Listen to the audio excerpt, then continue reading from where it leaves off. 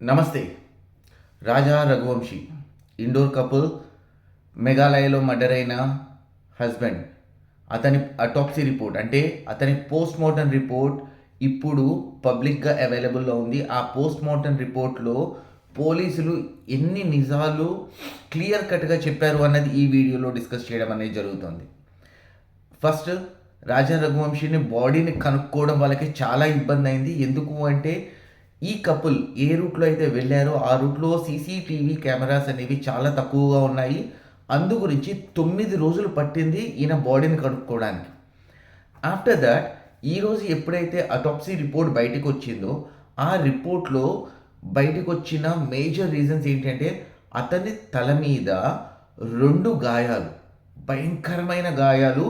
ఒకటి వెనక వైపు, ఇంకోటి ముందు వైపు. చాలా లోతుగా దిగడం వల్ల ఆయన ప్రాణాలు పోయినట్టుగా అటాప్సీ రిపోర్ట్లో అంటే ఆ పోస్ట్ మార్టం రిపోర్ట్లో డాక్టర్స్ అనేది డిక్లేర్ చేయడం జరిగింది. అదే రిపోర్ట్ని పోలీసులు ఈరోజు ప్రెస్ మీట్లో మన అందరికీ చెప్పారు. సో ఇదే విషయంలో ఇంకొక రిపోర్టర్ అడిగిన యాంగిల్ ఏంటి అంటే, ఈ అమ్మాయి సోనం ఉంది కదా, ఈ అమ్మాయి సోనంకి ఏమన్నా వేరే ఎక్స్ట్రా మెరిటల్ అఫైర్స్ ఉన్నాయా, అంటే వేరే వాళ్ళతో ఏమన్నా సంబంధం ఉందా అన్న క్వశ్చన్ అడిగినప్పుడు పోలీసులు మాత్రము ఉంది అనేసి అక్యురేట్గా సమాధానం అయితే చెప్పలేదు.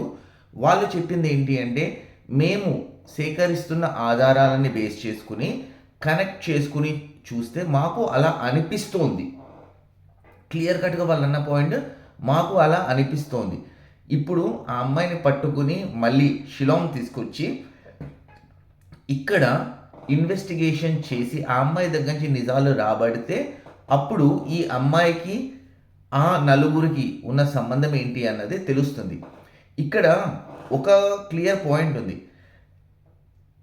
ఒక సిచ్యువేషన్ని కనుక మనం చూసుకుని ఉంటే పాసిబిలిటీ ఉంది ఈ అమ్మాయికి ఇంకొక అబ్బాయితోటి సంబంధం ఉండొచ్చు బిఫోర్ మ్యారేజ్. అంటే ఇది ఓన్లీ ఒక రాయి సురుతున్నాను, ఒకళ్ళని అనవసరంగా ఎవిడెన్స్లన్నీ లేకుండా మనం చేయకూడదు. కాబట్టి ఆ అమ్మాయి ఒకళ్ళతోటి కనెక్ట్లో ఉంది, వాళ్ళిద్దరి మధ్యన ఫినాన్షియల్ ట్రాన్సాక్షన్స్ జరిగాయి. ఇవన్నీ బాగున్నా సరే వీళ్ళ ప్రీవియస్ స్టోరీ కనుక మనం చూస్తే ఈ అమ్మాయికి ఈ అబ్బాయిని చంపాల్సిన అవసరం లేదు. డబ్బు విషయంలో స్పెషల్లీ ఈ అమ్మాయిని ఫోర్స్గా ఈ అబ్బాయి పెళ్లి చేసుకోలేదు. రీజన్ ఏంటి? ఈ అమ్మాయి ఈ అబ్బాయి కలిసి వీళ్ళిద్దరూ ఓకే అనుకునే పెళ్లి చేసుకున్నారు. ఈ అమ్మాయిని ఇష్టపడ్డ అబ్బాయి ఏమన్నా ప్లాన్ చేశాడా అంటే, ఈ అమ్మాయిని వాళ్ళ ఆఫీస్లో ఉన్న అకౌంటెంట్ ఎవరైతే ఉన్నారో పరిచయం బాగున్నట్టుంది, అది లవ్ అనుకుని ఉండొచ్చు. అతను ఈ అమ్మాయిని లవ్ చేసి ఈ అమ్మాయి అతనికి దక్కట్లేదు అన్న ఉద్దేశంతో అతను ప్లాన్ చేసి వీళ్ళ హనీమూన్ ట్రిప్కి ఇక్కడి వరకు వచ్చి ఈ అమ్మాయిని ఏమన్నా చంపడం జరిగిందా? మనకి ఇంకొకటి కూడా వినడానికి వచ్చింది ఏంటి అంటే, నగలన్నీ తీసుకెళ్లారు అని చెప్పి. ఫర్ ఎగ్జాంపుల్ చెప్పాలి అంటే ఈ అమ్మాయి దగ్గర ఒక 25 లక్షల రూపాయల నగలు ఉండొచ్చు, అబ్బాయి దగ్గర ఒక 10 లక్షల రూపాయల నగలు ఉండొచ్చు. ఇటు అటు ఎలా చూసుకున్నా సరే 25-30 లక్షల కోసము ఓన్లీ నగల కోసం అయితే అయి ఉండదే. ఈ అమ్మాయి చదువుకున్న చదువుకి ఈ అమ్మాయికి అయితే ఒకటి క్లియర్గా తెలుసు, ఏదో ఒక పాయింట్లో దొరుకుతుంది అన్న విషయం తెలుసు.